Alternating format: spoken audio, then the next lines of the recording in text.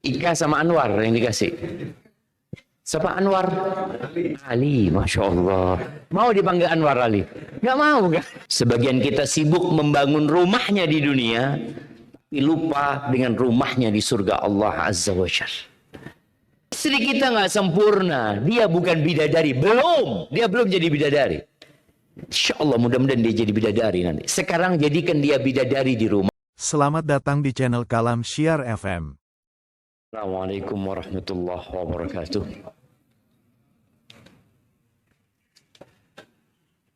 Alhamdulillah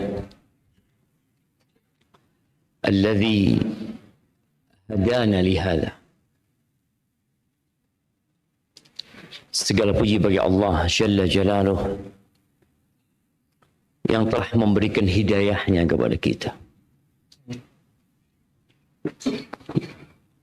Kalau bukan karena hidayah yang Allah berikan jemaah,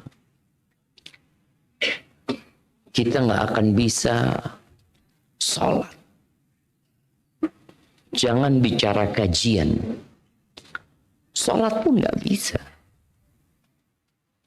Bagaimana kita melihat saudara-saudara kita, kawan-kawan kita, kerabat-kerabat kita, yang untuk sholat saja sulit. Bahkan kita bingung, kenapa antum nggak sholat? Untuk beribadah kepada Allah SWT.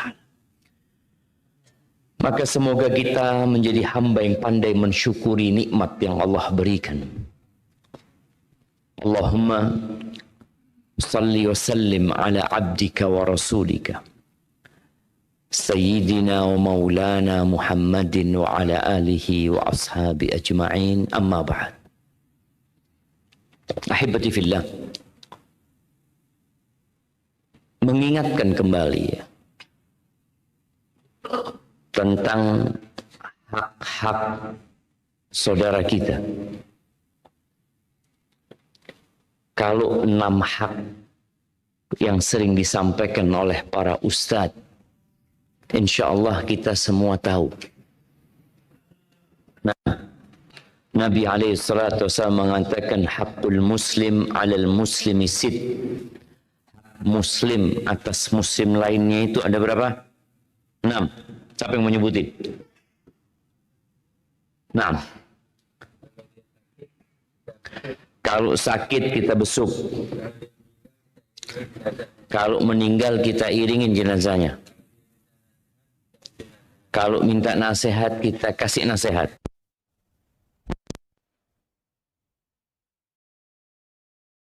Kalau dia bersin kemudian mengucapkan alhamdulillah, kita doakan.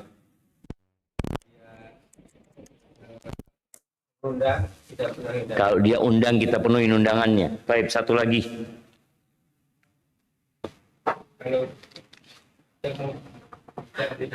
Kalau berjumpa kita kasih salam, Masya Allah, barakallahu fikum.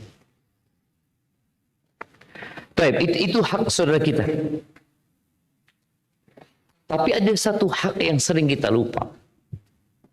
Yang hak itu sebenarnya dasar dari 6 hak tadi yang kita dengarkan. Itu hak untuk dicintai. Kalau 6 hak tadi adalah hak yang lahir, yang kita lihat.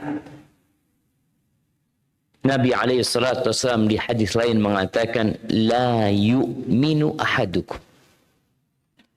Tidak beriman seseorang di antara kalian.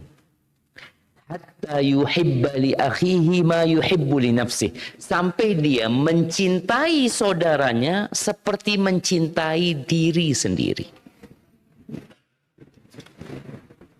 Sudahkah kita melakukan itu? Sudah belum? Kalau langkah ke sana aja belum kita lakukan, apalagi cinta itu kita berikan. Antum sudah kenal nggak dengan yang di kanan dan di kiri antum? Enggak kan? Nah, anak sebagian duduknya berjauhan ya, nggak ngurus sama siapapun. Coba antum kenalan dulu dengan yang di kanan dan di kiri. untuk memulai itu cinta. Yang nggak punya di kanan di kiri cari orang. Berarti harus mendekat antum jamaah.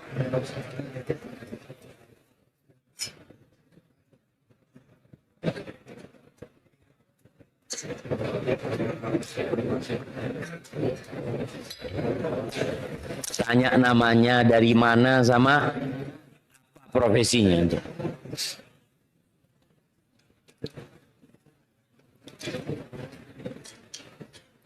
Emak-emak juga di belakang.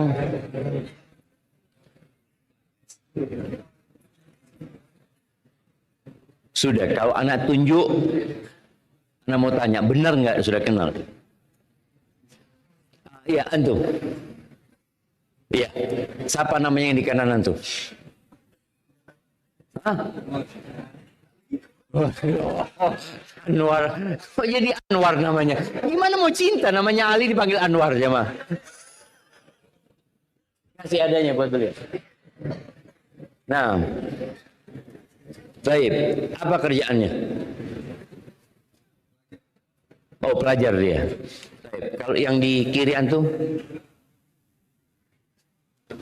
Astagfirullahaladzim. Coba kenalan lagi.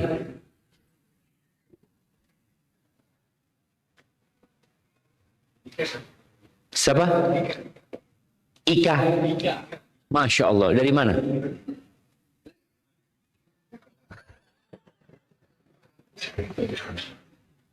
Antum kasihkan buat yang di kanan di kiri antum. Ini kayaknya nggak cocok ini buat emak-emak ini. Nah, sama ini juga. Kasihkan sama buat siapa? Ika sama Anwar. Ika sama Anwar yang dikasih. Siapa Anwar? Ali, Masya Allah. Mau dipanggil Anwar Ali? Nggak mau kan? Ahibati billah. Di rumahku ada surga. Atau di surga ada rumahku. Atau rumahku surgaku. Mana yang akan kita bahas ya? Kalau di surga ada rumahku, itu cerita Khadijah yang sudah punya rumah di surga Allah Azza wa Jalla. Ya, ketika di dunia Khadijah hidup dengan penuh perjuangan. Bagaimana mendampingi Rasulullah sallallahu alaihi wasallam berdakwah. Dimaki suaminya, disakiti dengan berbagai macam tindakan orang-orang musyrikin, diboikot 3 tahun sehingga harus meninggalkan rumahnya radhiyallahu taala anha. Tapi Allah azza wa jalla memberikan jaminan rumah di surga buat Khadijah radhiyallahu anha. Kita udah punya belum? Allahu a'lam. Sebagian kita sibuk membangun rumahnya di dunia, tapi lupa dengan rumahnya di surga Allah azza wa jalla. Dia sibuk merenovasi rumahnya. Dia ingin rumahnya lebih luas lagi. Dia ingin rumahnya lebih indah. Dengan berbagai macam perabotan yang membuatnya menjadi mewah. Tapi pernahkah dia berpikir ketika duduk bersama suami dan anak-anaknya, atau ketika suami duduk bersama istri dan anak-anaknya, kita nih udah punya rumah belum di surga? Yang di dunia pasti ditinggalin, udah pasti. Itu udah lihat rumahnya orang-orang kaya, belum mati aja udah ditinggal. Ditinggal ke rumah sakit, mati di rumah sakit. Nggak mati di rumahnya. Apalagi kalau kita meninggal dunia. Asiyah binti Muzahim minta rumah di surga Allah Azza wa Jalla. Padahal dia di dunia hidup di istana.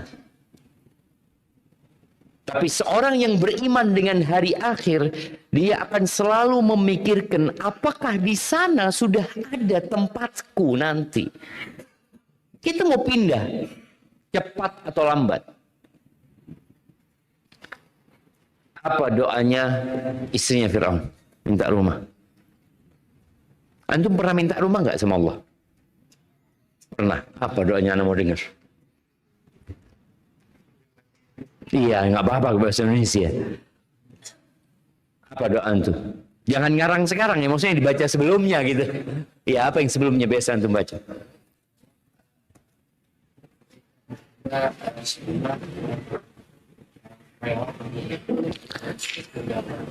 Oh, tetap di dunia sama di surga ya. Minta ya Allah, minta rumah yang mewah di dunia dan di surga gitu. Masya Allah, nggak lupa sama dunia itu, Masya Allah. Tapi mana kasih hadiah buat antum. Barakallahu fikum. Ahibati fillah. Nah, siapa yang tahu doanya istrinya Fir'aun?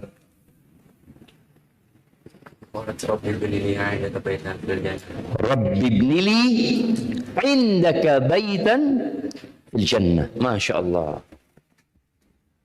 Fadal khair. Ayakumullah. Di surat apa disebutkan itu? Tahrim ya. Antum kalau baca di ayat sebelum terakhir dari Tahrim, istrinya Fir'aun minta rumah.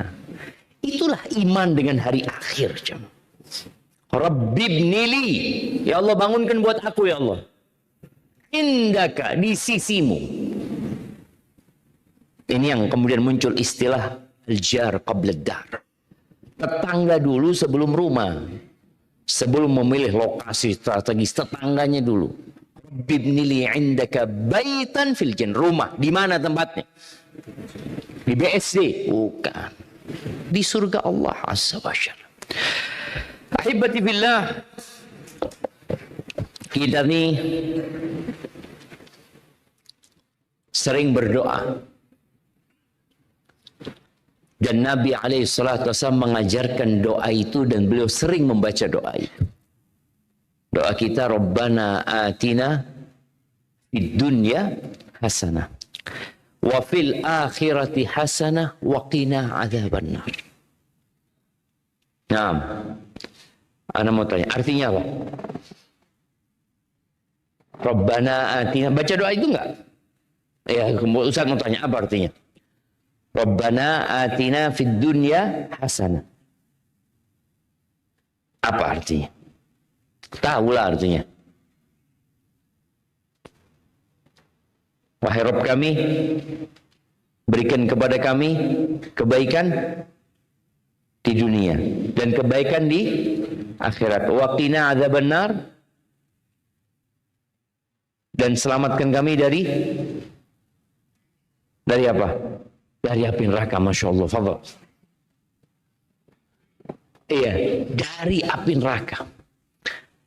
Yang namanya kebaikan di dunia, kebaikan di akhirat, semua bentuk kebaikan jemaah. Diselamatkan dari api neraka karena orang yang dapat kebaikan di akhirat belum tentu selamat dari api neraka. Apa pasti selamat? Pasti selamat enggak? Ada orang yang masuk surga lewat neraka dulu. Iya, dia akan dapat kebaikan nanti di akhirat, tapi diam di neraka dulu enggak. Kita enggak mau, ya Allah, selamatkan kami dari api neraka. Itu doa minta masuk surga tanpa azab. Ada orang yang minta surga, Allahumma inni as'alukal jannah wa a'udzubika minan nar. Ya biasa aja doa dia. Tapi ketika dia mengatakan waqina azabannar, dia minta masuk surga tanpa azab. Di antara penafsiran Rabbana atina fid dunya hasanah ya, diriwayatkan dari Ali bin Abi Thalib. Ali mengatakan bahwasanya fid dunya hasanah adalah al-mar'atul hasanah, adalah istri yang baik. Di akhirat hasanah adalah mendapatkan bidadari surga. Waqina adzaban nar, selamatkan kami dari api neraka, selamatkan kami dari istri yang buruk, dari pasangan hidup yang buruk. Penafsiran ini kurang. Ulama menyebutkan, dan boleh jadi nggak sahih. Ini hanya memberikan percontohan. Di antara kebaikan di dunia adalah istri yang soleha. Dan kalau buat istri, suami yang soleh. Ada orang yang mengistilahkan kalau di rumahnya itu istrinya nggak soleha, dia mengistilahkan, wallah rumah anak kayak neraka. Ada yang rumahnya kayak neraka di sini. Makanya lebih sering ke masjid ukhuwah daripada pulang ke rumahnya. Dia habis kerja, aduh nggak, kajian dulu lah, kata dia. Bukan karena semangat bekerja dan belajar, bukan. Karena malas pulang. Di rumahnya ada apa? Ada surga dan neraka? Ada neraka, ada yang seperti itu. Tapi yang jelas tadi, kita minta diselamatkan dari api neraka, benar. Masuk surga tanpa azab. Tapi di dunia ada faktor yang menyebabkan orang merasakan ya sedikitlah dari kenikmatan-kenikmatan yang ada di surga Allah Azza wa Jalla. Jamaah rahimakumullah, bagaimana kita menciptakan surga di rumah kita? Ada seorang anak yang malas pulang juga. Karena dia melihat abah ibu anak berantem terus, Ustaz. Nggak kuat, Ustaz. Makanya anak pulang, nunggu suasana tenang, damai. Bapak sudah masuk kamar, ibu masuk kamar, kamarnya udah beda-beda aja. Jadi anak ini ngelihat orang tuanya, ya Allah.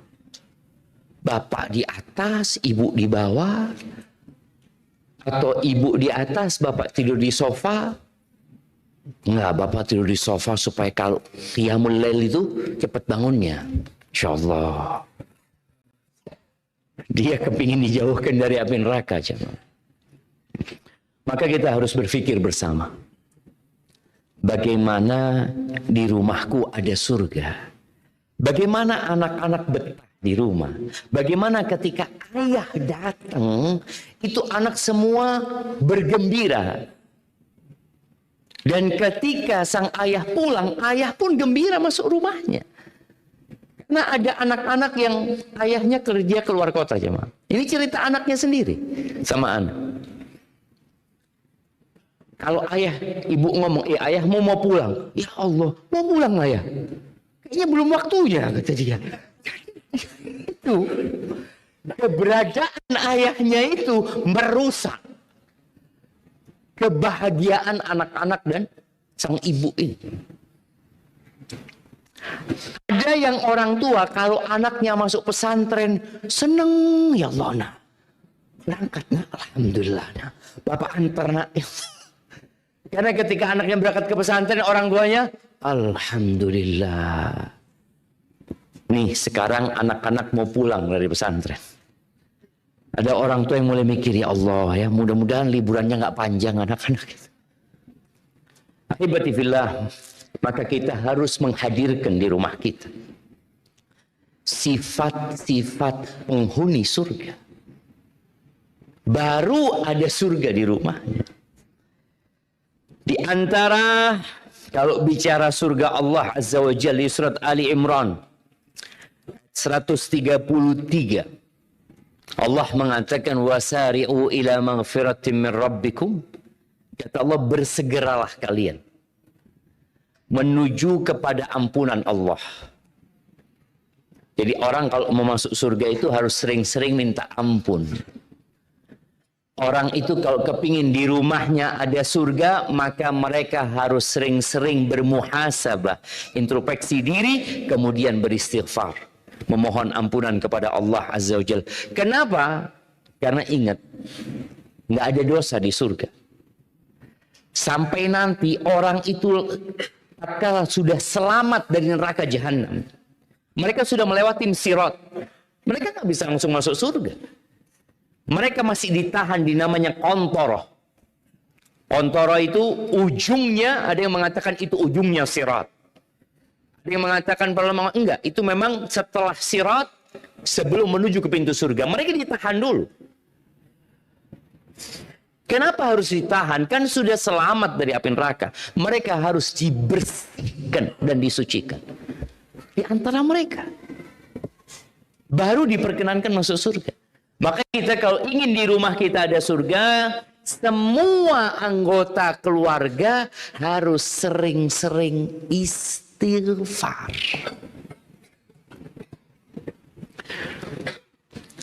Istighfar ini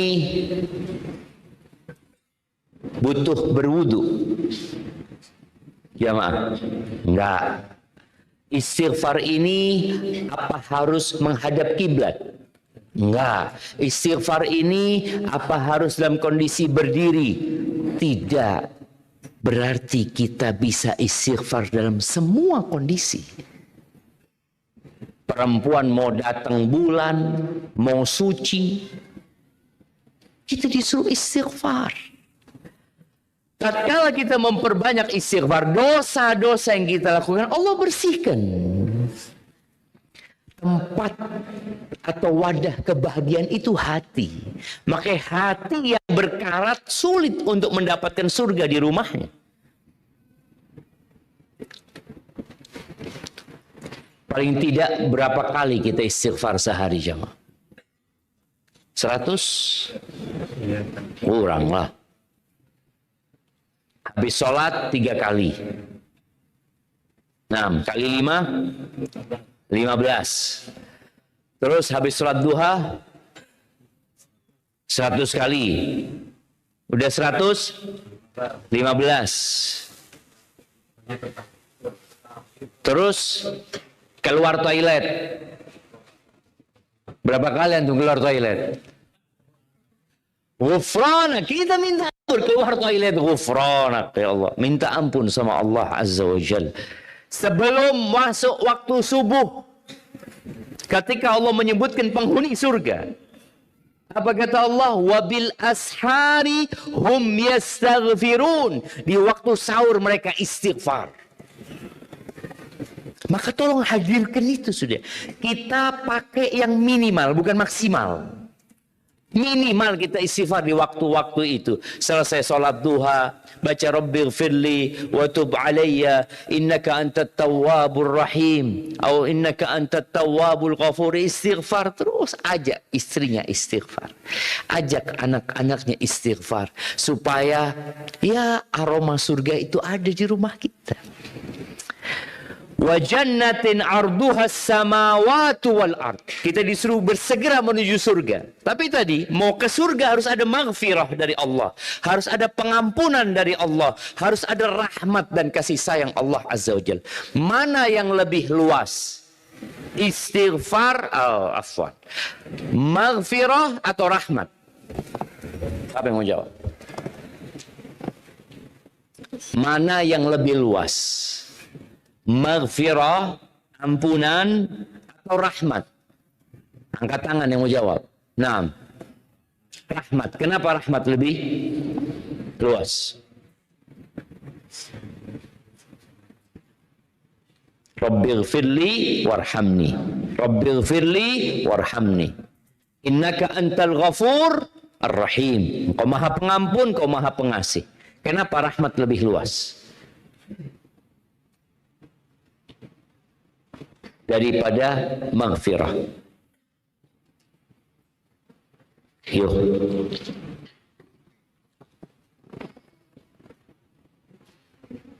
Nah, beliau bisa jawab lebih luas rahmat. Betul, sahih. Tapi pertanyaan selanjutnya, kenapa rahmat lebih luas daripada maghfirah? Siapa yang mau jawab? Atau bahkan mendapatkan rahmat dari Allah. Subhanallah, barakallahu fikum. Nah, karena rahmat Allah itu meliputi segala sesuatu, bahkan binatang-binatang pun, orang-orang kafir pun di dunia masih mendapatkan rahmat Allah Azza wa Jalla. Barakallahu fikum. Nah, dan maghfirah itu bagian dari rahmat. Maghfirah itu, ampunan Allah itu bagian dari rahmat Allah Azza wa Jalla. Maka tadi kita kalau mau masuk surga memang butuh ampunan Allah dan kasih sayang Allah. Nggak ada yang masuk surga dengan amalannya. Tapi kita masuk surga dengan rahmat Allah Azza wa Jalla. Baik. Dan ternyata di surga itu tidak ada omongan yang nggak enak, jemaah.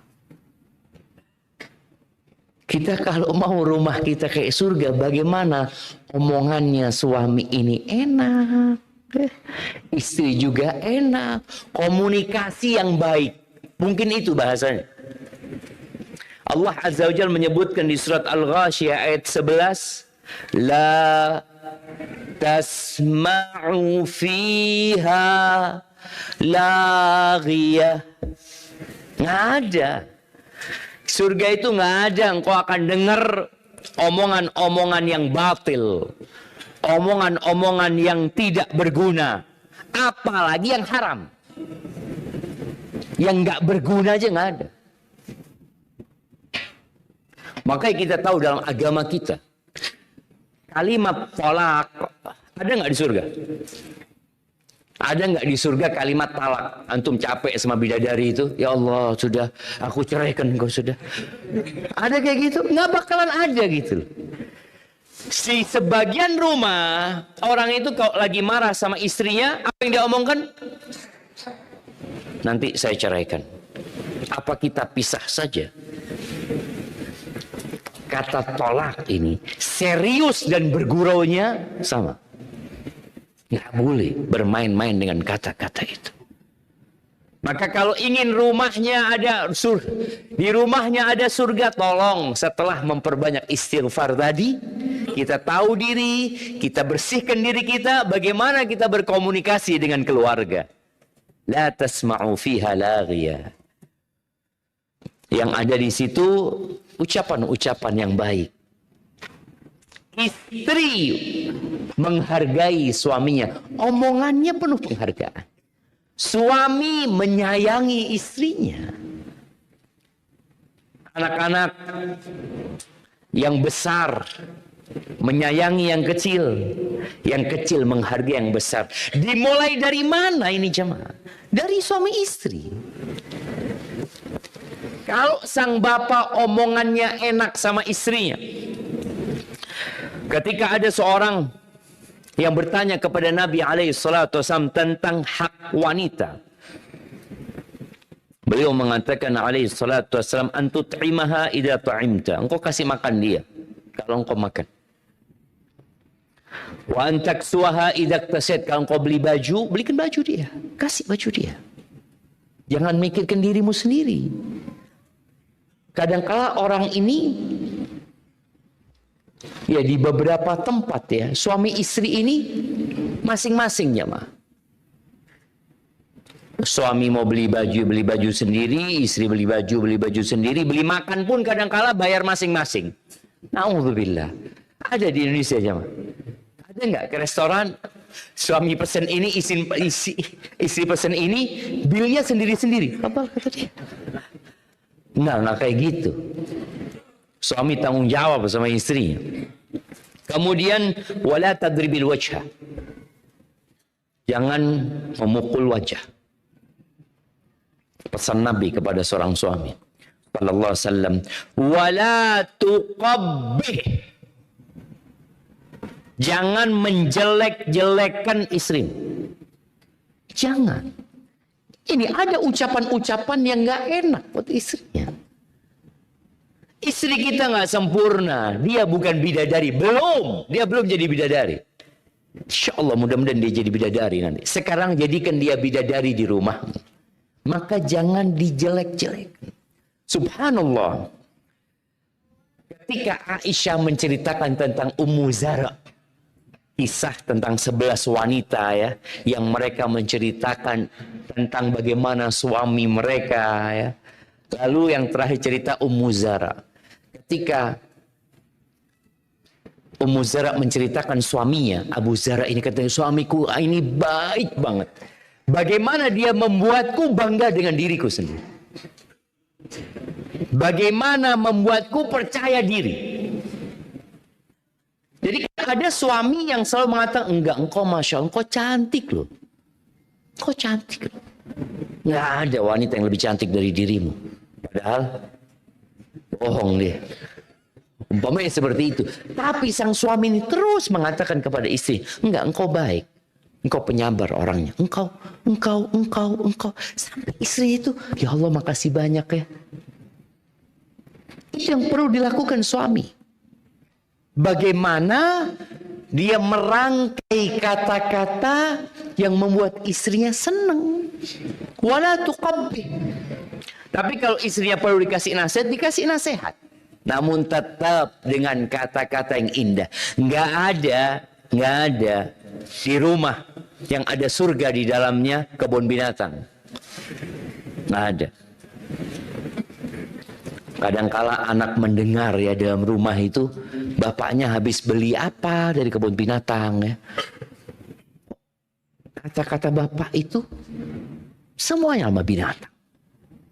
Wala tuqabbih. Jangan menjelek-jelek.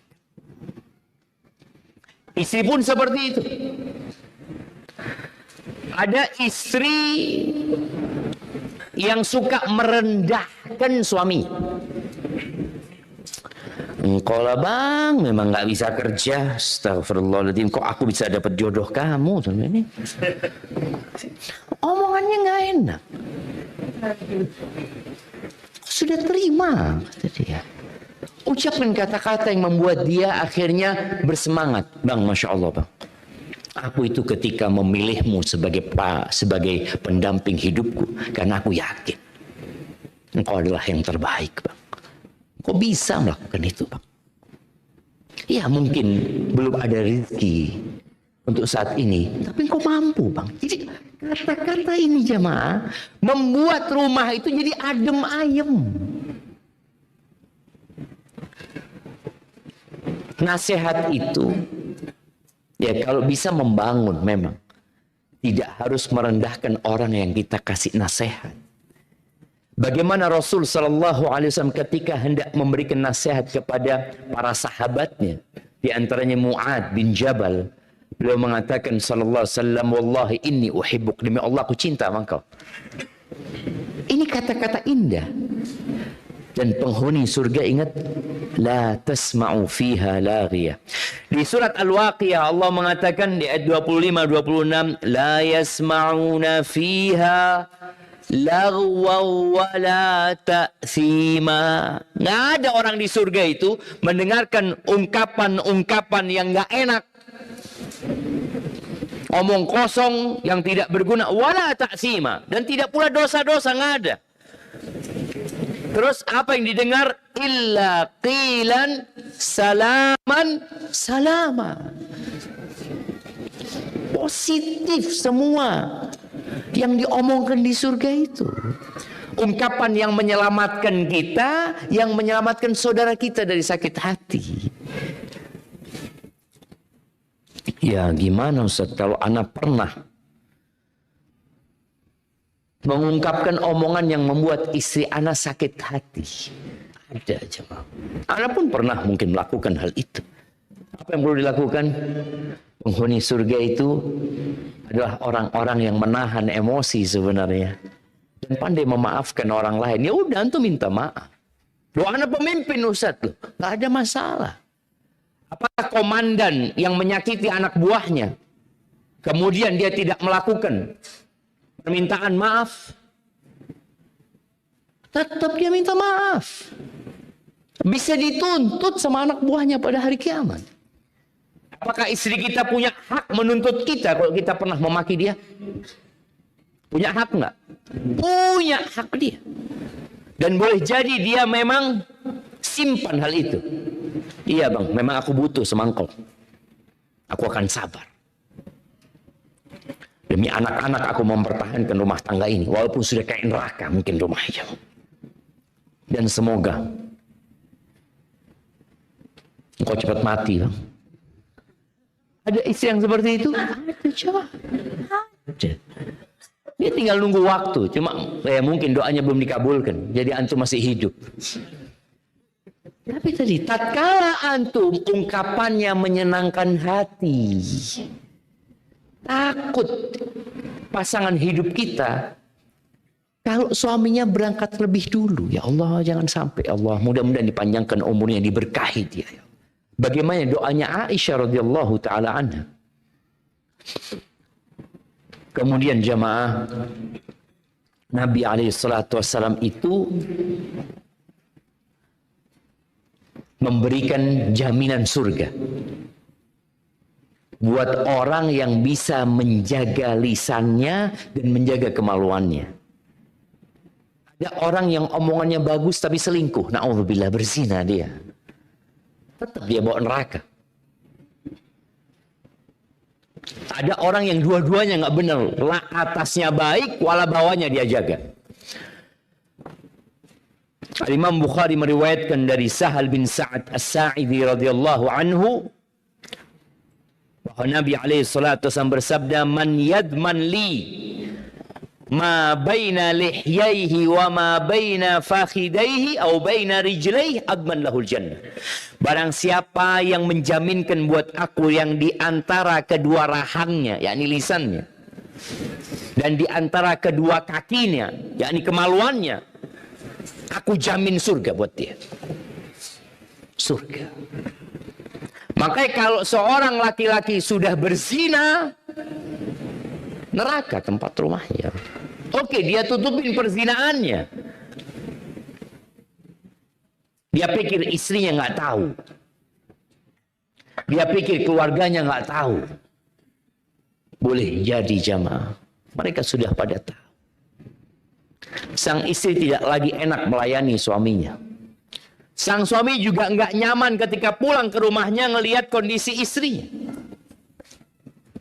Seorang yang tidak menjaga Allah di luar rumah, dia akan penuh dengan kecemasan terhadap istrinya.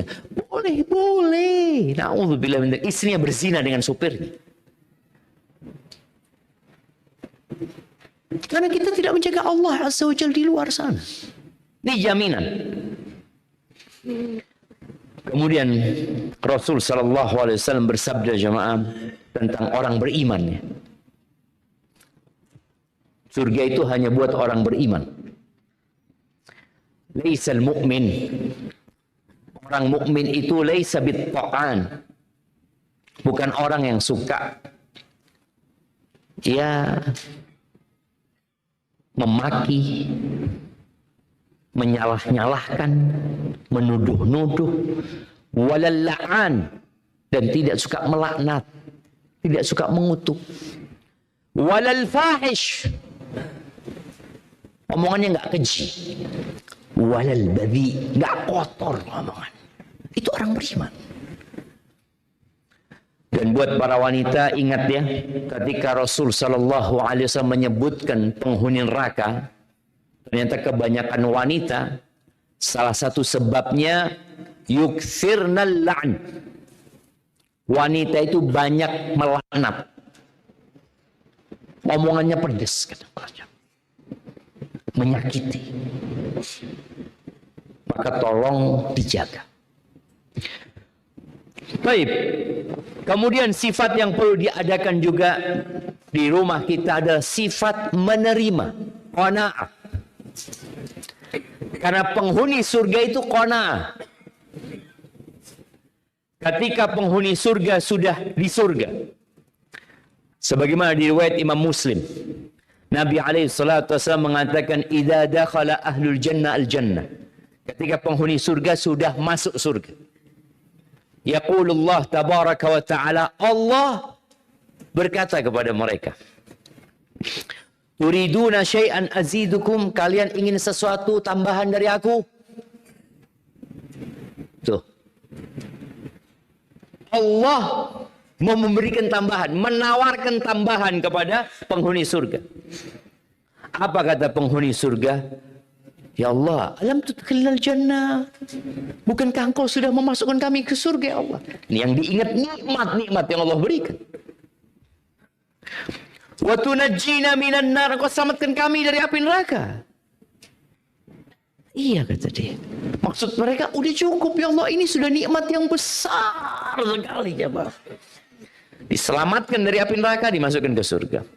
Fayakshiful hijab. Di situ tambahan dari Allah. Dibuka hijab antara Allah dengan penghuni surga. Dan mereka dikasih nikmat yang lebih agung daripada nikmat memandang kepada wajah Allah Azza wa Jalla.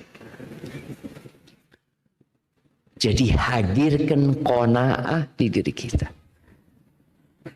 Selalu ingat dengan nikmat. yang Allah berikan. Dan nikmat Allah itu banyak.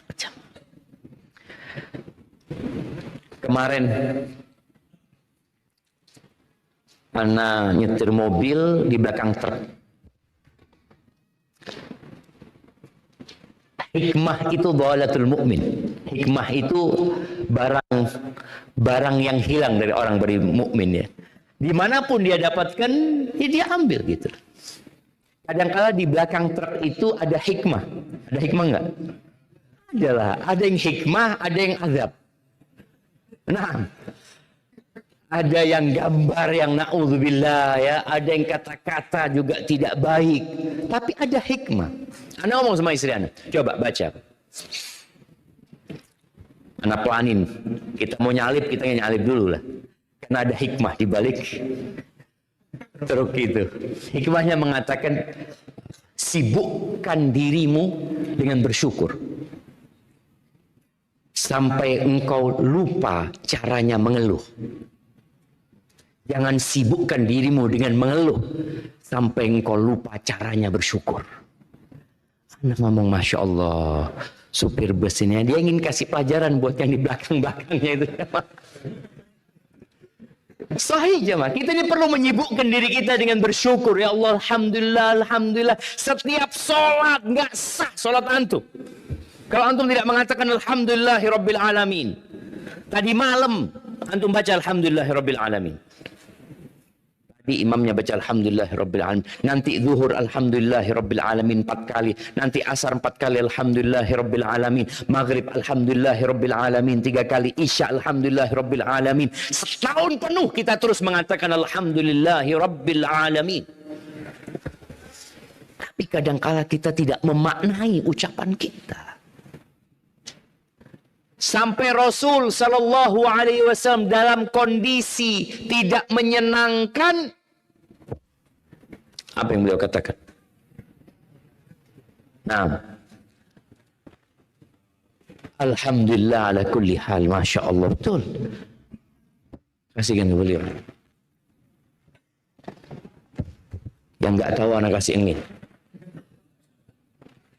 Alhamdulillah ala kulli hal. Segala puji buat Allah dalam semua kondisi.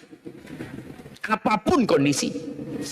Maka tadi ketika rumah ini isinya alhamdulillahirabbil alamin. Yang pertama isinya istighfar. Kemudian yang kedua isinya kata-kata yang baik. Kemudian isinya alhamdulillah. Suaminya datang di afwan. Hari ini nggak ada yang laku. Sang istri mengatakan, alhamdulillah ala kulli hal. Terus gimana? Sudah yang ada dimakan. Orangnya menerima, pandai bersyukur, tidak suka berhutang. Nabi berlindung dari hutang. Allahumma inni a'udzubika minal ma'thami wal maghram. Ya Allah, aku berlindung kepadamu dari dosa dan hutang, dosa utang, dosa utang. Sampai Aisyah tanya, ya Rasulullah, engkau takut banget sama utang. Sedangkan kita dianjurkan berhutang. Ya dulu, sekarang udah berubah. Dulu itu di tiang-tiang listrik jamaah banyak anjuran berhutang. Di tembok-tembok. Apa tulisannya biasanya? Butuh dana cepat tanpa jaminan BPKB atau apa saja jemaah. Itu anjuran berhutang loh jemaah. Antum yang nggak mau hutang lihat itu, oh Bismillah kayaknya langsung difoto sama antum, cari. Sekarang pinjol. Antum lihat iklan-iklannya jemaah ya. Begitu indahnya. Siapa yang sering dapat iklan pinjol? Berarti sudah melakukan pinjol. Karena dia biasanya mendeteksi itu jemaah. Jangan, nerima sudah. Nggak harus motor, ya udah. Nggak bisa beli motor baru, udah motor yang bekas. Ana masih ingat awal beli mobil 17 juta. Tahun 2013 ya. Bensinnya campur. Campur dorong, alhamdulillah. Karena kita tinggal di perumahan dosen, jadi kalau sudah pagi mau berangkat, tinggal calling mahasiswa. Oh, mahasiswa hormat sama ustadznya. Mau ngapain ustadz? Dorong mobil dulu. Sampai terakhir kita beli kabel jamaah. Kabel buat apa? Buat jumper itu. Subhanallah. Tapi karena nggak punya utang, tenang jamaah. Nggak punya utang. Tapi ketika mobil antum bagus, motor antum bagus, dan antum punya utang sampai rumah ketemu istri, ini sudah akhir bulan, gimana bayar utangnya?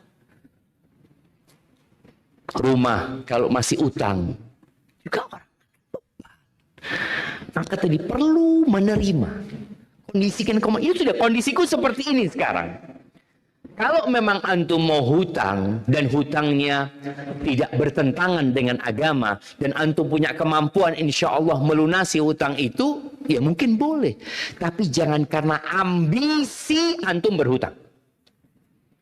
Hutang itu karena kebutuhan, bukan karena ambisi. Kalau antum berambisi mau buka usaha ini dan itu, jangan hutang. Gimana Ustaz? Bagi hasil. Kerjasama. Soalnya kalau kerjasama, antum gagal, antum nggak harus melunasi. Kalau umpamanya memang kondisinya nggak ada rezeki di sana. Tapi kalau antum hutang, kan orang berpikir, Ustaz, kalau bagi hasil kan ana yang capek Ustaz. Dia enak dapat hasilnya. Loh, engkau berpikir dia dapat hasilnya. Ketika antum rugi, dia dapat rugi juga. Tapi ketika antum berhutang, kalau utang kan full Ustaz, hasilnya buat ana Ustaz. Betul. Ketika antum gagal, siapa yang nanggung? Ya semuanya antum yang nanggung. Maka tolong kita berusaha untuk memiliki hati yang menerima.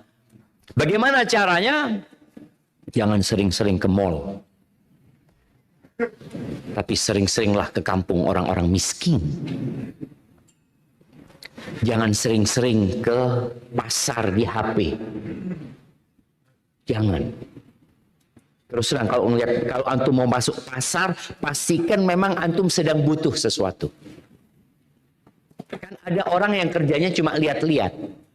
Apa yang diskonan? Dia lihat. Antum nggak butuh sesuatu sebenarnya. Tapi mungkin ada yang murah. Jangan cuma. Ketika butuh, anak sampai ngomong sama keluarga itu. Kalau engkau mau ke pasar, catat tuh. Mau beli apa?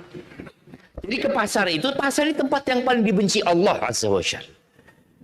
Sudah, mau beli itu ketujuannya. Kalau bisa pakai kacamata, udah. Sekarang ada video-video edukasi mungkin jamaah ya. Ada seorang suami nge-gym dia jamaah. Nge-gym. Nge-gym cuma satu gerakan. Sret. Narik coba, seret, bawah, seret. Tanya sama sohibnya, Bang, ana lihat antum ini udah sebulan cuma itu doang. Kata orang, anak, engkau belum nikah, engkau akan tahu nanti apa manfaatnya ini kalau sudah nikah, kata dia.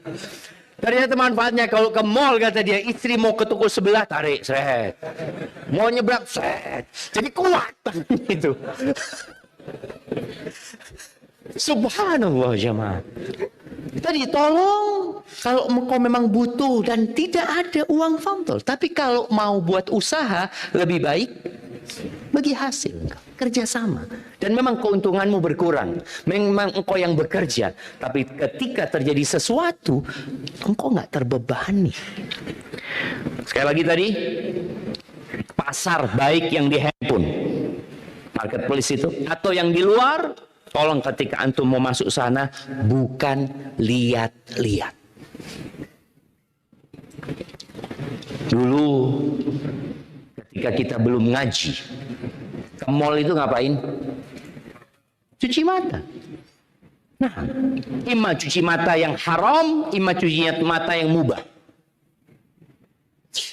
Apalagi kalau kita di Mekah ya, yang berangkat umroh kemudian tinggalnya di Zam-Zam luar sana, mau ke masjid, mau sholat ini lewat pasar aja mah.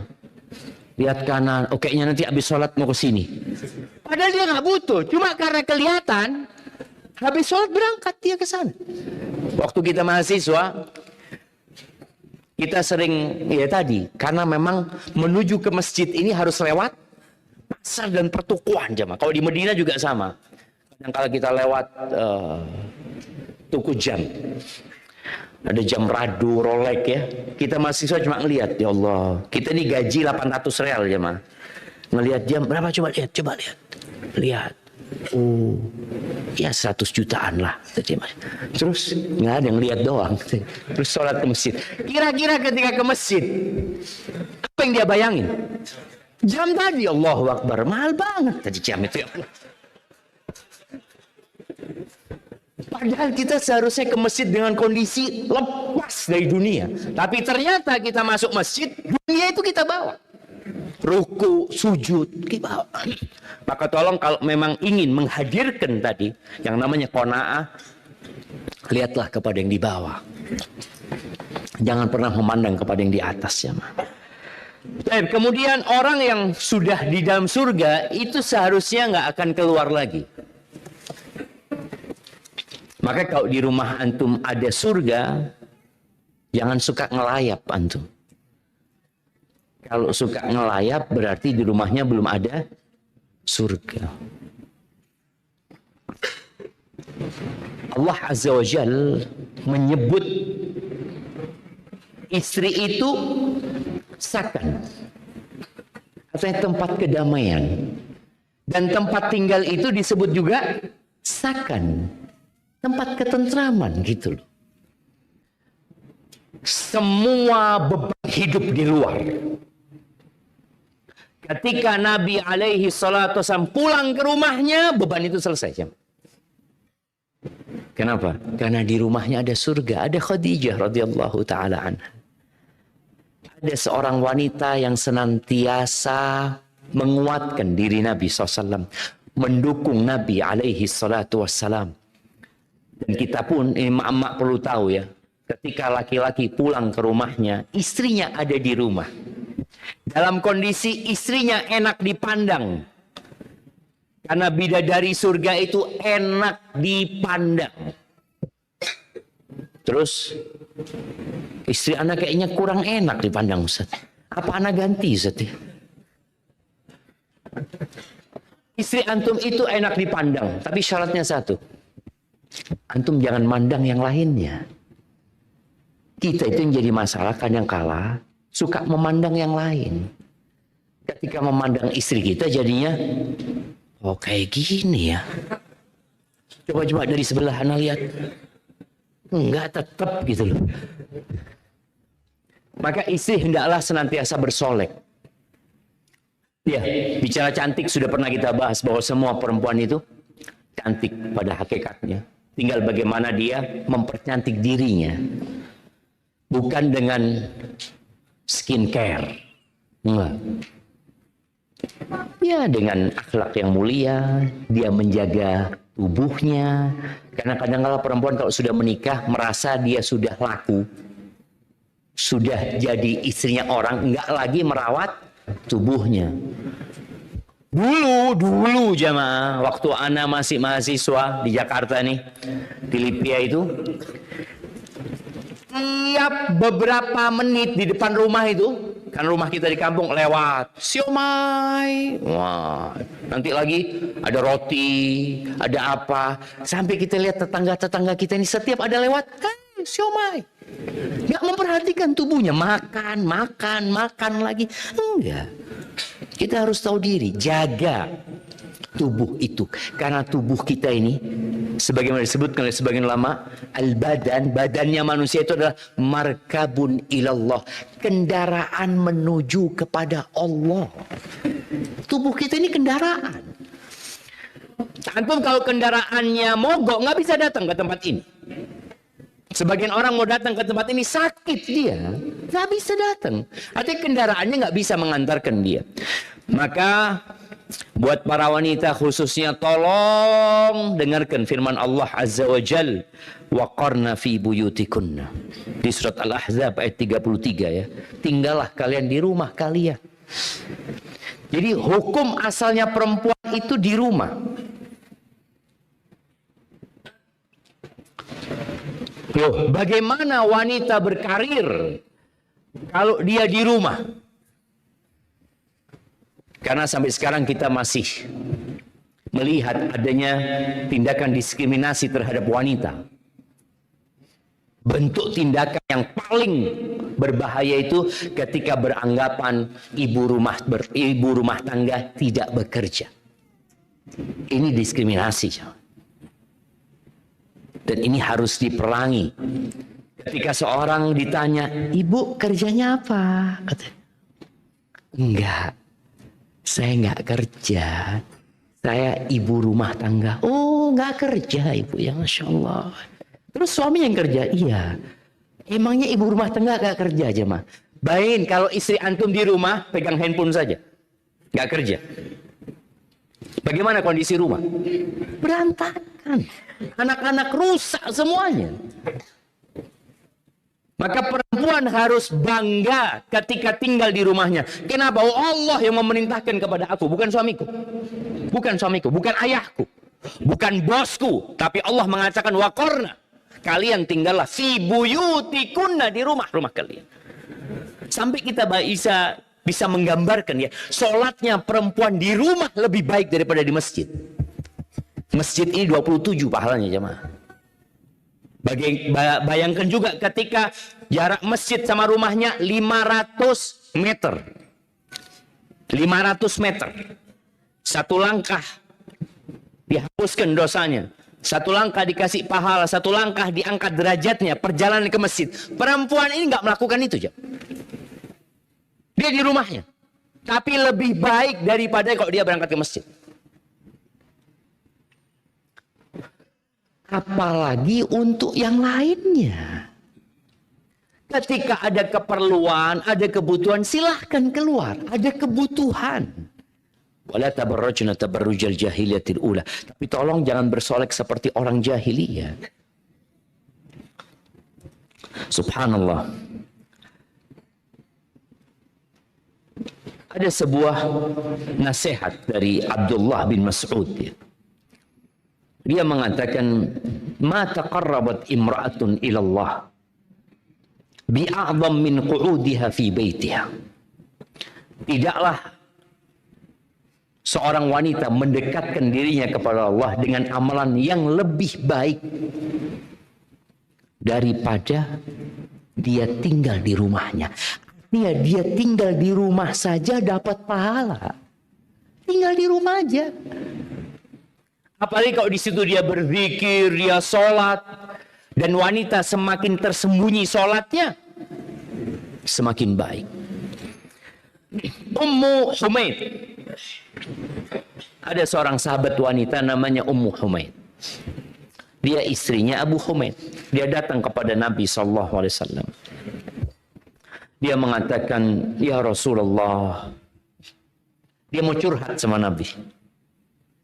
Alaihissalatu wassalam, ya Rasul, inni uhibbus salata mak. Aku itu suka banget sholat bersamamu ya Rasulullah. Aku tuh suka banget sholat bermakmum bersamamu. Siapa yang jadi imam? Nabi Muhammad SAW. Sholatnya di mana? Di Masjid Nabawi. Sekali sholat dapat berapa? 1000. Dapat 1000. Diimami Nabi Muhammad SAW. Apa kata Nabi SAW? Qad alimtu, aku tahu. Aku tahu. Engkau suka sholat bersamaku. Aku tahu. Tapi nggak melarang. Tapi Nabi memberikan pencerahan. Beliau mengatakan, wa salatuki fi baitiki khairun min salatiki fi hujratiki. Engkau tahu, sholatmu di kamarmu itu lebih baik loh daripada sholatmu di rumahmu. Yakni di ruangan keluarga ya. Kadang-kadang di rumah itu ada musola yang buat keluarga. Enggak, sholatmu di kamarmu sendiri itu lebih baik daripada sholatmu di ruang keluarga sana. Wa salatuki fi hujratiki khair min salatiki fi dariki.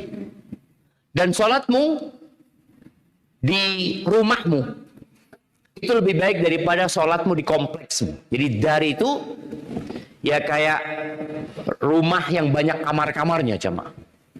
Jadi sholatmu di tempatmu yang secara khusus itu lebih baik daripada sholatmu di kompleksan. Dan sholatmu di kompleksmu itu lebih baik daripada sholatmu di masjid kampung. Dan sholatmu di masjid kampungmu itu lebih baik daripada sholatmu di masjidku, kata Nabi SAW. Akhirnya Ummu Humaid ini mencari tempat paling mojok di rumahnya, yang paling gelap. Di situ dia minta dibikinkan ruangan. Dia sholat di sana.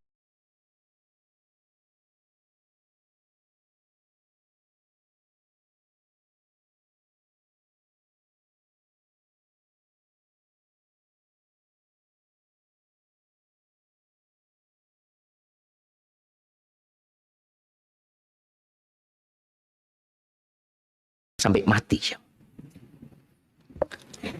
Kita ini semua berusaha untuk menjadi ahsanu amal. Apa yang paling baik amalannya? Bukan bicara paling banyak, tapi paling baik. Ketika itu lebih baik buat wanita, loh, kenapa kemudian dia berangkat? Oh, siap Ustaz. Jazakallah khair Ustaz. Hadisnya sahih. Sahih. Rawahu Ahmad. Siap. Ana sudah mulai sekarang nggak akan ke masjid lagi Ustaz. Nggak ke masjid, tapi tiap hari ke mall. Loh, ya katanya Ustaz lebih baik di rumah. Iya lebih baik di rumah, Bu. Kalau sholat lebih baik di rumah, apalagi ke pasar. Pasar itu tempat yang paling dibenci sama Allah. Tempat yang paling dibenci sama Allah itu pasar. Dan tempat yang paling disukai Allah adalah masjid. Ke masjid aja antum suruh ke rumah, apalagi ke pasar. Dan ketika Allah mensifati penghuni surga itu, di surat Ar-Rahman ayat 72 Allah mengatakan hurun maqsuratun fil khiyam. Dia adalah bidadari-bidadari yang tertahan di rumah-rumah mereka. Disebutkan oleh Ad-Dhahhak, la yakhrujna minha. Mereka enggak suka keluar dari sana, jemaah. Kemudian disebutkan mahbusat, laisa bitawafat fit turuq, bukan wanita yang suka jalan-jalan keliling, bukan. Maka semoga kita bisa menghadirkan rumah kita, menghadirkan surga di rumah kita. Dan bagi yang belum bisa atau belum ada surga di rumahnya, banyak-banyak berdoa, jemaah. Memohon kepada Allah Azza wa Jalla. Apa doanya? Rabbana atina fid dunya hasanah.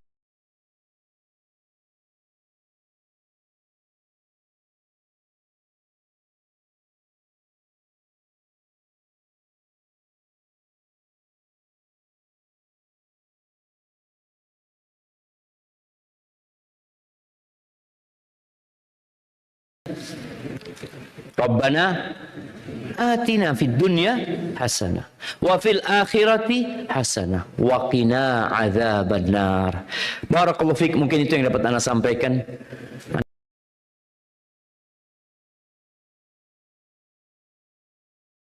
Adzabannar. Barakallahu fiik, mungkin itu yang dapat Anda sampaikan. Anda lihat matahari sudah terbit, jemaah. Masya Allah.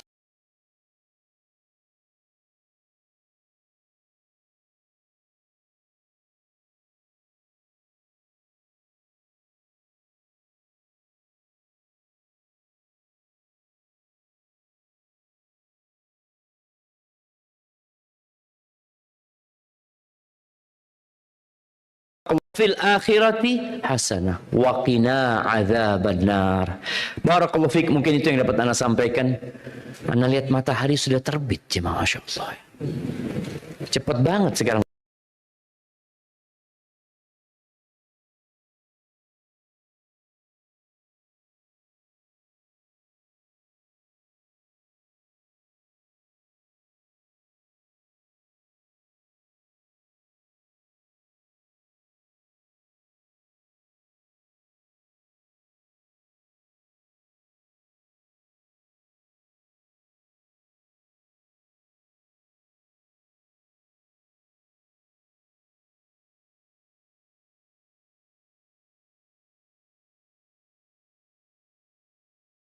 Matahari.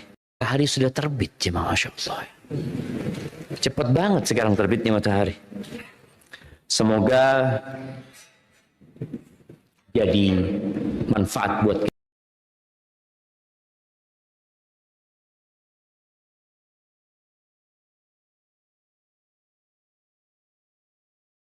kita semua, adapun buat para laki-laki yang terakhir ya, tolong jadi laki-laki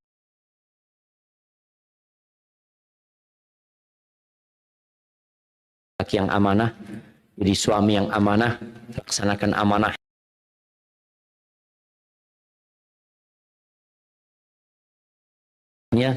karena siapapun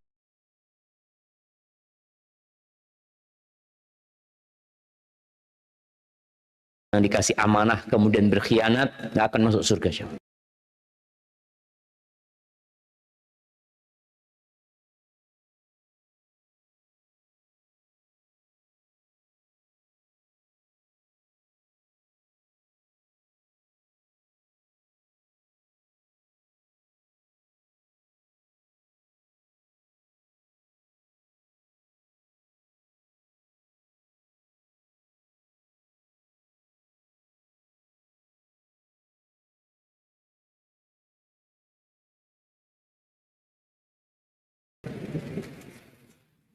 Siapa saja yang dikasih amanah, waqina adzabannar. Barakallahu fik, mungkin itu yang dapat Anda sampaikan. Anda lihat matahari sudah terbit, jemaah, Masya Allah. Cepat banget sekarang terbitnya matahari. Semoga jadi manfaat buat kita semua. Adapun buat para laki-laki yang terakhir ya, tolong jadi laki-laki yang amanah, jadi suami yang amanah, laksanakan amanahnya, karena siapapun yang dikasih amanah kemudian berkhianat nggak akan masuk surga. Siapa saja yang dikasih amanah kemudian dia berkhianat kepada rakyatnya, maka Allah haramkan dia masuk surga. Baik. Masya Allah, ada pertanyaan ternyata. Emak-emak ini. Ustadz, sebaik-baiknya wanita di rumah jika kita sering keluar kajian bagaimana dan sudah diizinkan suami. Jangan sering-sering lah keluar rumah. Artinya tadi, kalau memang harus keluar dan niatnya benar. Karena ada perempuan keluar itu gara-gara bosen di rumahnya. Kemudian datang kajian, niatnya cuma untuk menghilangkan kejenuhan. Sayang sekali. Dia tidak akan mendapatkan pahala menuntut ilmu nantinya. Tapi kalau dia niatnya, enggak Ustaz, Anda benar, Anda ingin menuntut ilmu. Dan Anda ketika datang kajian, iman Anda bertambah Ustaz. Silahkan. Bukan enggak boleh ya. Boleh. Tapi di rumah lebih baik buat para wanita. Namun kalau dikatakan Ustaz, Anda kalau di rumah futur Ustaz. Iman Anda tambah turun. Dan terus terang Anda kalau sholat di Masjid Ukhwah ini kok lebih khusyuk Ustaz ya. Karena mungkin imamnya enak ya, seperti itu. Oh, tafadhol, silahkan. Tapi intinya jangan sering-sering keluar rumah.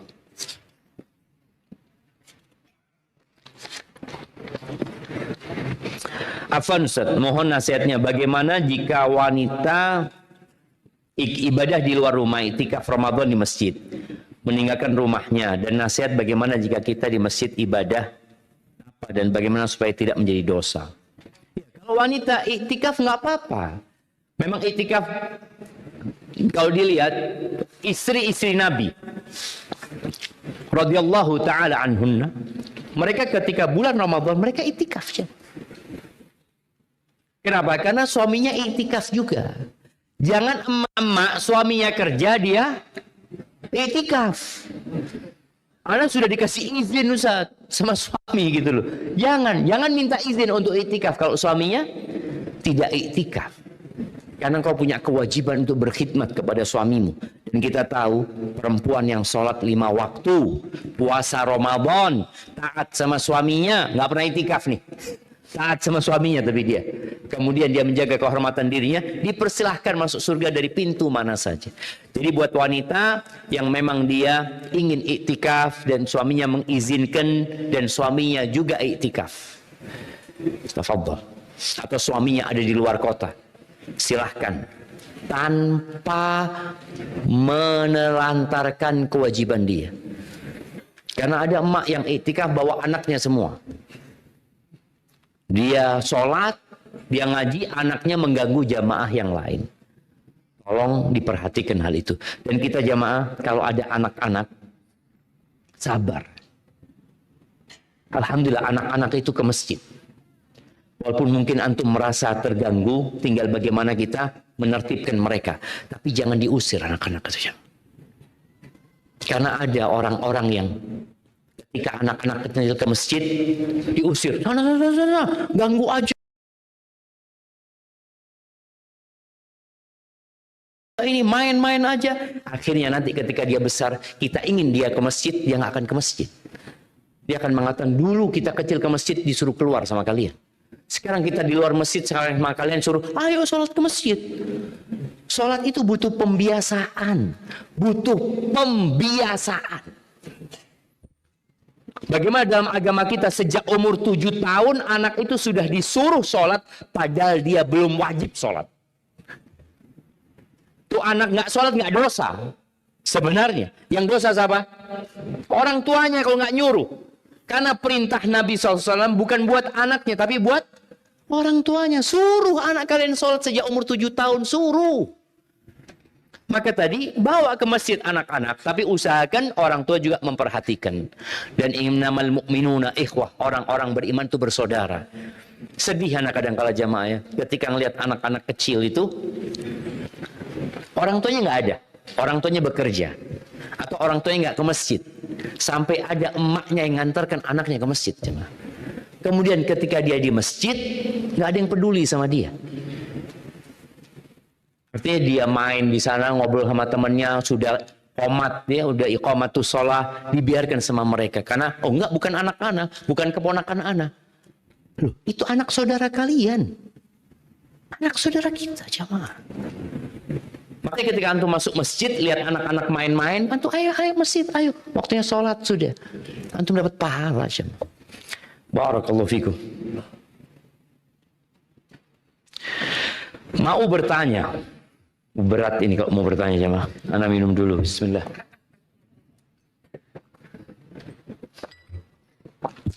Alhamdulillah. Apa hukumnya seorang suami yang kerap membandingkan istrinya dengan istri teman-temannya? Dalam hal ini khususnya tentang karir atau pekerjaan.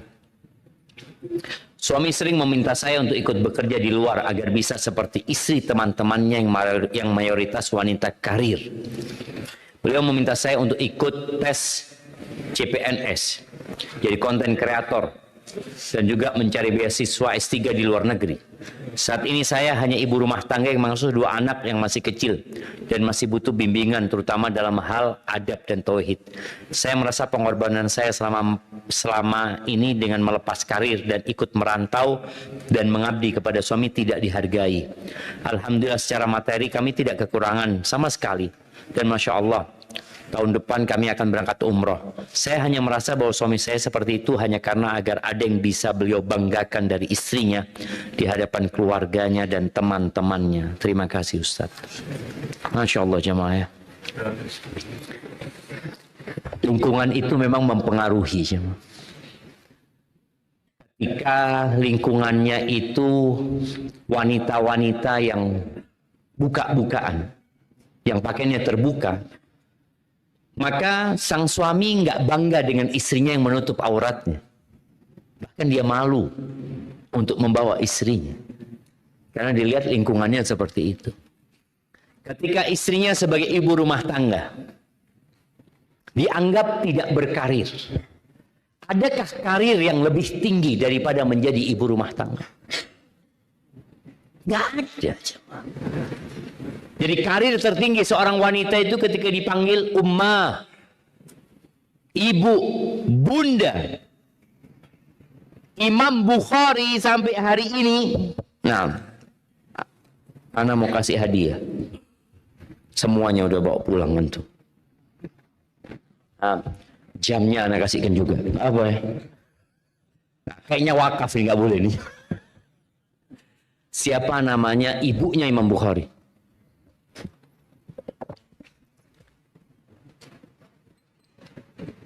Ada yang tahu? Siapa namanya? Nah, Khalid. Namanya Khalid. Ya, Khalid. Siapa namanya? Ummu itu bukan nama. Ibu.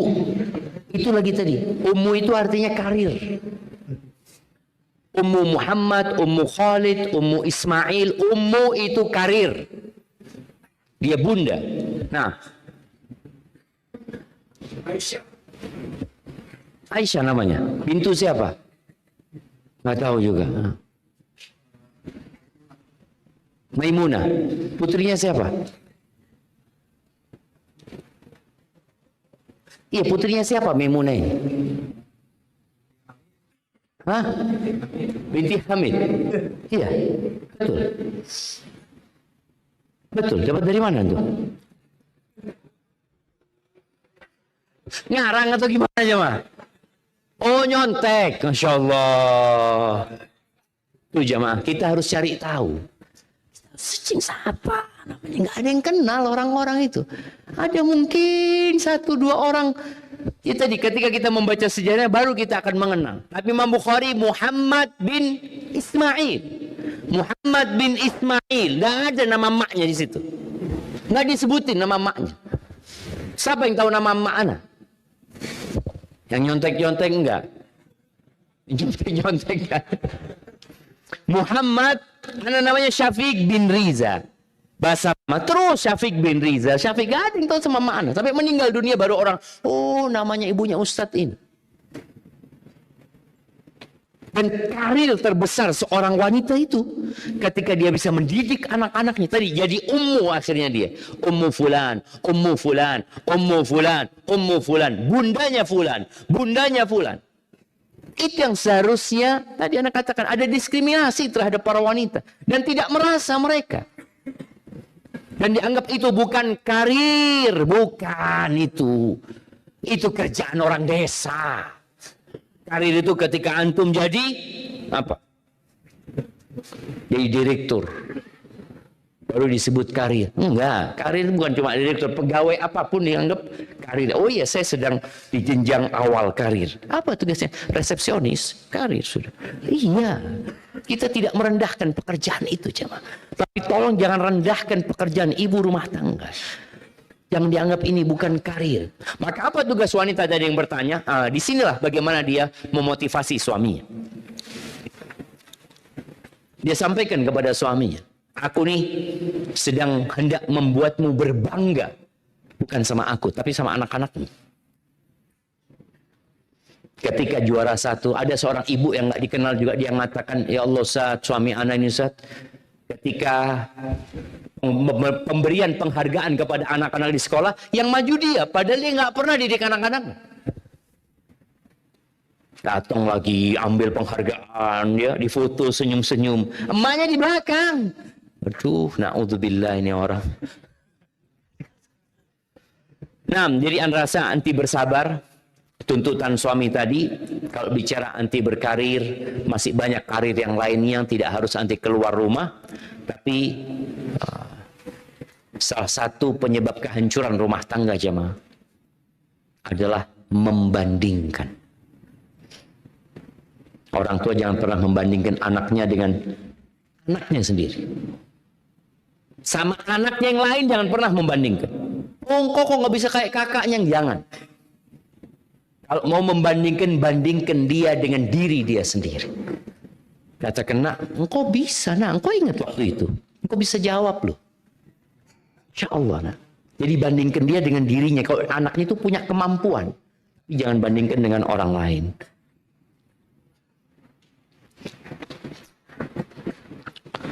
Saya mau bertanya Ustaz. Oh, ini kebalikannya, jemaah. Bagaimana menyikapi istri yang selalu menuntut suami untuk berpenghasilan tinggi, selalu tidak bersyukur. Apalagi setelah saya resign dari bank, dan beberapa situasi atau kondisi dia menghina dan menjatuhkan saya, padahal saya selalu berusaha yang terbaik untuk keluarga. Barakallahu fiikum. Apa yang perlu dilakukan? Sabar, jemaah. Sabar ya, menghadapi istri yang memang mungkin dulu antum memilih dia bukan karena faktor agamanya. Antum hijrah, boleh jadi dia belum hijrah. Boleh jadi circle dia belum berubah. Sehingga dia mendapatkan bisikan-bisikan tadi. Orang itu emang suka dengan kebanggaan. Dan kehidupan dunia ini tafakhur untuk membanggakan diri, padahal semua akan ditinggal. Maka tunjukkan perhatian antum ketika seorang suami ya, mungkin penghasilannya sedikit. Maka tolong antum kasih perhatian lebih kepada istri antum. Kasih cinta dan kasih sayang. Kasih waktu yang lebih banyak buat dia. Minta dia untuk memberikan masukan. Ajak dia berdiskusi. Supaya keberadaan dia dihargain sama antum. Dan ketika antum usaha kemudian nggak sukses, dia tahu ini sudah hasil musyawarah kita bersama gitu. Jadi tidak saling menyalahkan nantinya, sambil terus didoakan. Ana izin bertanya Ustaz, ana seorang suami yang mendapati istri ana selingkuh dengan laki-laki lain. Apakah masih bisa Ustaz untuk ada surga dalam rumah tangga ana? Mohon nasihatnya Ustaz.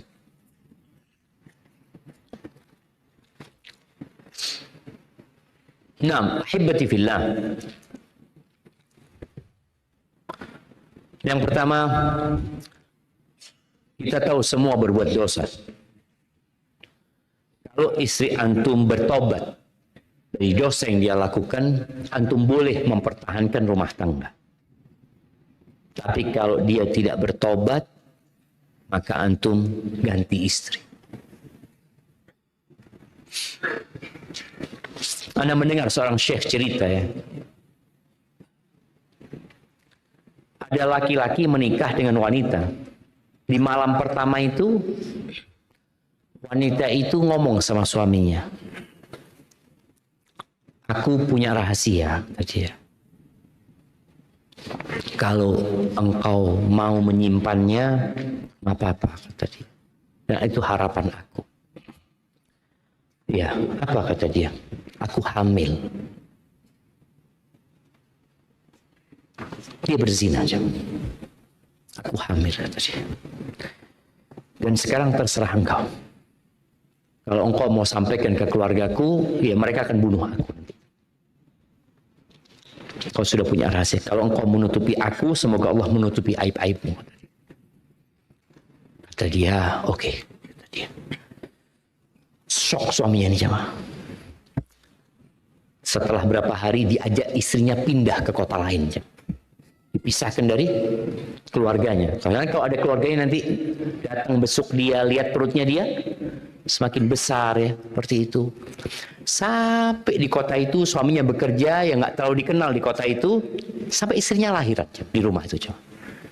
Ketika lahiran sama suaminya ini dibawa itu bayi jamaah, dibawa ke masjid pada waktu subuh jamaah. Orang sudah pada masuk masjid, bayi itu taruh di belakang jamaah. Dia sholat jamaah.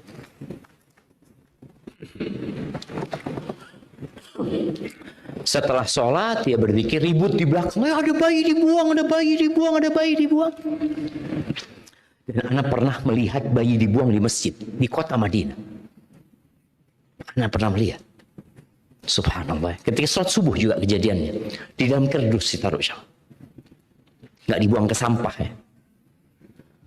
Akhirnya sudah selesai sholat, orang ribut-ribut kata dia. Orang ribut-ribut, di sana pada ribut. Datang nih suaminya perempuan itu. Ada apa? Ini ada bayi dibuang kata dia. Tapi anaknya siapa ini katanya? Anaknya siapa nggak ada? Sudah kalau kalian nggak mau anak bawa ya. Anak bawa, anak rawat anak ini. Tapi ingat ini bukan anak anak. Kalian saksi semuanya. Ini anak nemu kata dia. Iya kata dia. Kita jadi saksi kata dia. Iya. Dibawa sampai ke rumahnya. Diberikan kepada istrinya. Fadhal. Allah kembalikan anakmu dan Allah tutupi aibmu. Bayangin jemaah. Keluarganya nggak ada yang tahu jemaah. Ada yang tahu keluarganya. Cuma antara dia sama suaminya. Ya ini orang yang bertakwa kepada Allah. Yang dia tahu istrinya bertobat. Silahkan diterima jemaah. Karena orang yang bertobat Allah menerima tobatnya. Tapi kalau antum nggak mau ya nggak apa-apa. Tapi kalau dia tetap berzina, tetap berselingkuh, tidak bertobat, ya nggak boleh antum mempertahankan rumah tangga dengan wanita seperti itu. Bagaimana sikap ana jika suami suka mengungkit masa lalu? Nah, ini tadi. Di surga itu la tasma'u fiha Laghia, nggak ada omongan-omongan yang nggak nyaman, jemaah. Jadi bagaimana sikap istri terhadap suami yang suka mengungkit kesalahan masa lalu?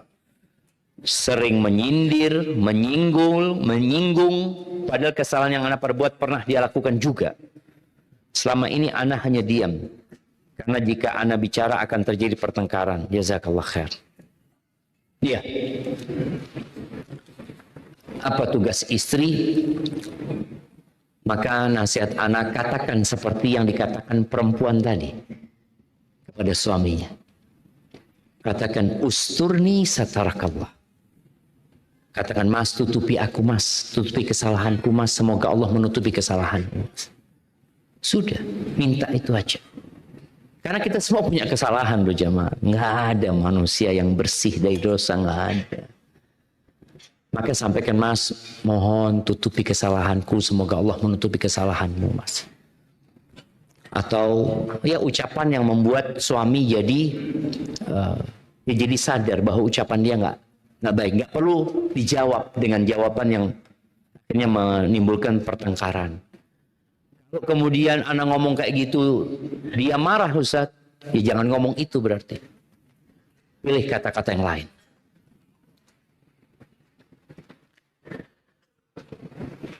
Pada saat anak sedang berselisih dengan istri, seringkali pada saat anak berbicara satu patah kata, istri anak membalas dengan 3-4 patah kata. Baru satu jawabannya langsung 4. Dan akhirnya anak lebih memilih diam untuk menghindari anak menjadi kesal. Apakah sikap anak dengan berdiam diri sudah benar? Dan bagaimana cara menasihati istri yang suka membantah? Iya, sikap antum sudah benar.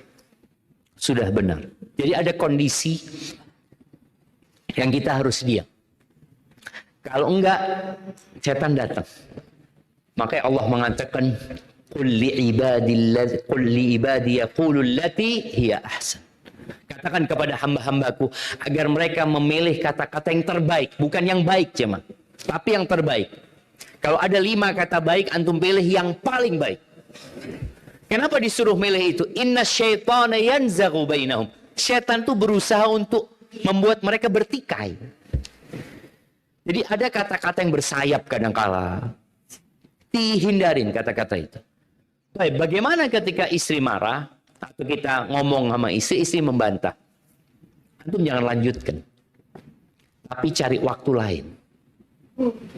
Ketika istri sedang enak duduk sama istri sambil dipegang tangannya istri, ngobrol. Dan kalau ngobrol sama istri itu jangan berjauhan. Usahakan untuk berdekatan. Kalau ada tadi tangannya dipegang umpamanya, sehingga dari hati ke hati ngomongnya. Tapi kalau berhadap-hadapan, duduk sini kok. Sini. Sang istri, oh tunggu, siap. Ambil kursi, dia duduk. Mau apa kau? Nah, berantem sudah jemaah. Ya, jadi suami tadi diam cari waktu lain untuk memberikan nasihat. Ada memang istri-istri yang suka membantah. Dan Nabi SAW diam jemaah. Diam. Karena kondisinya ini nggak sehat. Ini sedang sakit perempuan ini. Maka antum harus bijak. Apa istilah orang Jawa? BSD ini masuk Jawa enggak jemaah?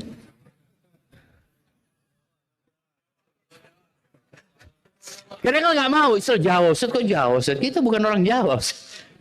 Kita orang Jawa semua di sini. Sing waras ngalah. Iya, tapi jangan ngomong itu sama istri, sing waras ngalah. Enggak, antum berantem lagi. Enggak, dalam hati antum kata, iyalah. Nah, ini juga pertanyaannya, bagaimana cara menahan emosi? Terkadang emosi tidak terkendali atau lepas, dan apakah ada doa untuk menahan emosi? Nah, antum ketika emosi lepas katakan a'udzubillahi minasyaitonirrajim. Nasihatnya suruh diam sama Nabi SAW. Kalau antum harus ngomong. A'udzubillahi minasyaitonirrajim. Dan hayati bacaan antum. Aku berlindung kepada Allah dari godaan syaitan yang terkutuk. Ini mau merusak tadi antara suami istri. Semoga dengan cara itu Allah selamatkan. Dan kalau antum emosi dalam kondisi berdiri, duduk. Dalam kondisi duduk masih emosi, rebahan. Pernah Abu Dzar radhiyallahu anhu yang meriwayatkan hadis ini. Beliau itu datang ke masjid mau minta tolong dari orang-orang itu. Ana butuh bantuan, kata dia. Dia mau bikin kolam buat air di kebunnya untuk mengairin kebunnya. Datanglah seorang. Ya, aku bantu engkau. Lagi bantu, mungkin dia terpleset atau apa, kolamnya malah hancur. Ini minta bantuan, malah kolamnya jadi rusak. Itu Abu Dzar nahan emosi jamaah sampai rebahan di tanah. Tadi hadis itu diamalkan gitu loh. Diamalkan sama beliau, karena beliau termasuk yang meriwayatkan hadis tersebut. Jadi kalau antum lagi istri tadi emosi nggak terkendali, antum lihat anak kecil kalau di mall lagi marah dan tantrum dia, apa yang dia lakukan? Coba, antum juga sama sudah. Kalau antum berdiri, antum siap untuk melampiaskan emosi antum. Tapi kalau antum rebahan, antum lebih mau melampiaskan emosi itu harus duduk, harus sudah seperti itu. Jadi yang punya masalah itu, antum kayaknya harus bawa sejadah terus.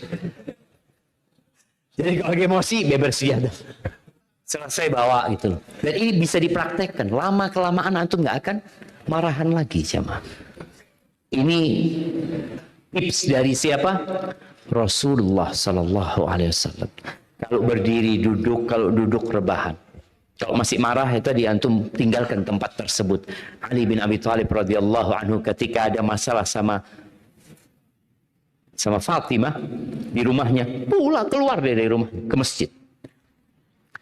Ada perempuan kadang-kala kalau kita lagi emosi, dia lagi emosi, kita keluar. Bang, kemana bang? Selesaikan dulu sini. Sini. Ada mama ini, antum jangan ikuti. Masalah, sudah antum sudah panas, ma'asalamah, sudah keluar sudah antum.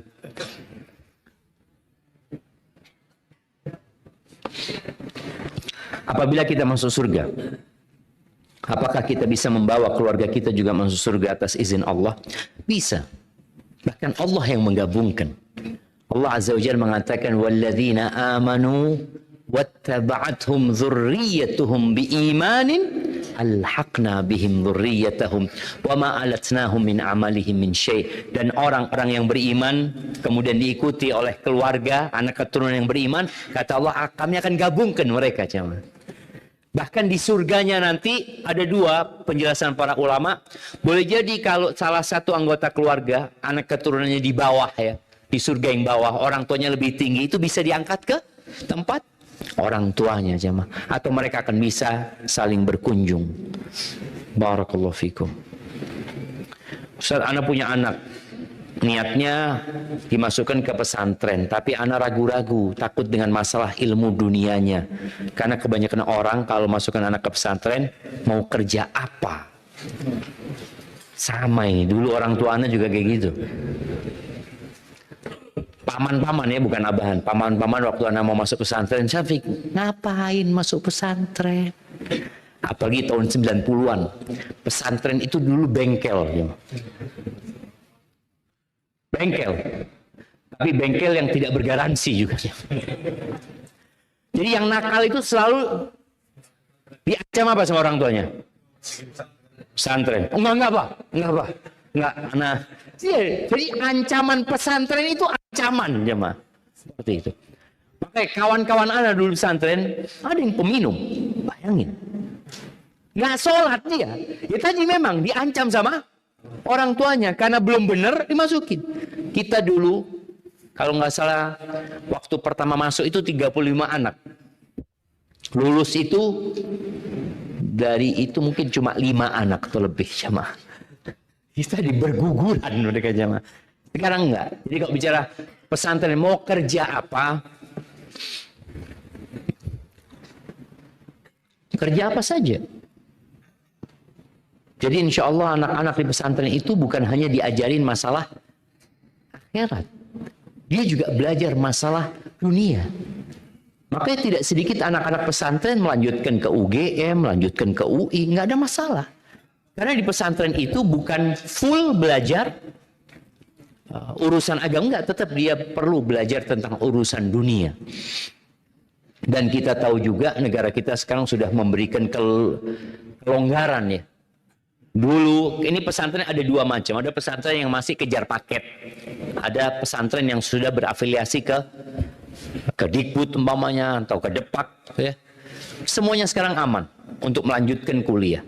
Tinggal bagaimana memotivasi anaknya untuk bersungguh-sungguh belajar. Jadi kalau urusan dunia jangan takut, jangan takut. Kejarlah akhirat, dunia akan dapat. Sebab-sebabnya tetap kita lakukan. Baik, ini pertanyaan terakhir jemaah. Ustaz Afwan, Ana mau bertanya, bagaimana cara agar ayah Ana bisa bertobat dari kemaksiatan yang dilakukan secara terang-terangan? Ayah Ana berselingkuh. Apakah ada doa khusus? Syukran Ustaz.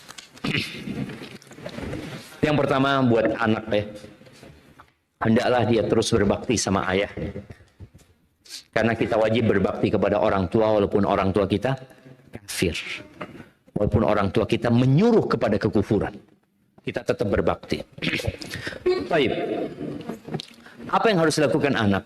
Jalin komunikasi yang baik sama orang tua. Hormatin orang tua, hargain orang tua, sehingga nyambung antara ayah sama anaknya ini. Lalu cari waktu yang tepat.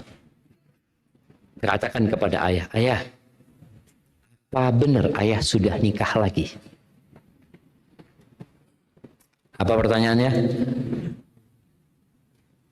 Apa benar ayah selingkuh? Ya. Tanyakan apakah benar ayah sudah menikah lagi. Semoga dari sana baru bisa dibuka obrolan. Ya, berikan masukan kepada ayahnya. Tapi antum harus siap diusir sama ayah. Ya, Nabi Ibrahim diusir sama bapaknya. Nabi. Sudah dengan akhlak dan adab diusir sama bapak. Tidak ada masalah, tapi antum sudah menyampaikan nantinya. Ketika ayah mengatakan enggak ya. Ya Allah jemaah, semua diuji. Ada yang diuji sama ayahnya, ada yang diuji sama emaknya. Ada seorang anak yang mengatakan, Ustaz, ana ini kesian sama bapak ana, Ustaz. Ibu ana ini sering keluar malam, Ustaz. Dan akhirnya ana nggak kuat, ana gerebek ibu ana, Ustaz. Iya. Karena ada orang yang katanya nggak bisa dikasih nasihat, mungkin hukuman itu bisa membuat jerah, digerebek. Dan betul di hotel bersama laki-laki lain, ibunya. Barakallahu fiik. Banyak berdoa, terus berbakti sama orang tua, dan jangan memberikan nasihat kecuali antum tidak dalam kondisi emosi. Karena kalau sudah emosi yang ada, ya kata-kata yang tidak baik nantinya. Subhanakallahumma bihamdika asyhadu an la ilaha illa anta astaghfiruka wa atubu ilaik. Assalamualaikum warahmatullahi wabarakatuh.